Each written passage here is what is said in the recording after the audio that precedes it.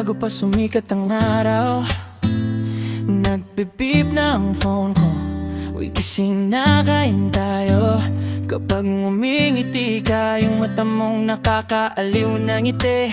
Parang binabaliwala mo lahat ng bigat sa mundo. Kung puno ng ulan, noong kong marinig ang pangalan mo. Parang tugtog ng kampana sa simbahan. Liwanag na dumating sa buhay ko. Ikaw ang liwanag ko sa mga araw na hindi ko alam kung saan pupunta. Iyong ngiti mong may bakas pa ng nguya ng chichirya, yan ang nagpapasaya sa akin. Ikaw ang dahilan kung bakit ngumingiti ako kahit pagod. Napapanong nabigla ako na masakit na balita noong Hulyo. Ikaw agad ang tumawag, punta ka dito. Sama kita kumain ng isaw. Nagtawanan tayo habang umiyak ako sa harap ng mangkok ng kanin. Hindi mo ako pinilit na magsalita, binigyan mo lang ako ng yakap at mainit na tsa. Ang 3 letra ng pangalan mo, bawat isa'y may kwento, may halaga na di mabilang. Para sa gamit mong lagi mong dinadala kapag umulan, para sa tuwanan mong bumabawi sa lungkot, para sa pagiging nandyan kahit hindi kita hingi.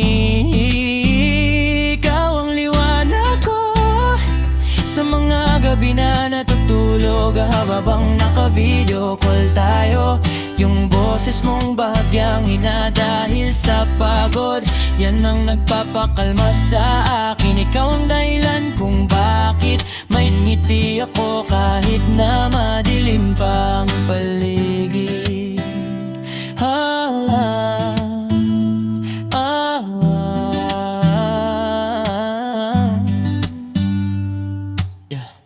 Alam mo bang minsan mong binili ako ng 1 dosenang puto bumbong, kasi narinig mo ako nagrereklamo na gutom ako sa kabilang linya. Hindi ka perpekto, alam ko namang hindi mo alam magluto ng itlog ng maayos, pero basta't ikaw ang nandun on, hawak-hawak mo pa ang kamay ko ng mahigpit. Salamat sa'yo para sa mga late night na kwentuhan sa tabi ng kalsada, para sa mga tawanan hanggang sa mapagod na tayo at hindi na makapagsalita. Ikaw ang pinakamagandang regalo na natanggap ko nung nakaraang taon. Ikaw ang liwanag ko, lagi mong tandaan yan, lalo na kapag ikaw naman ang nadadapa.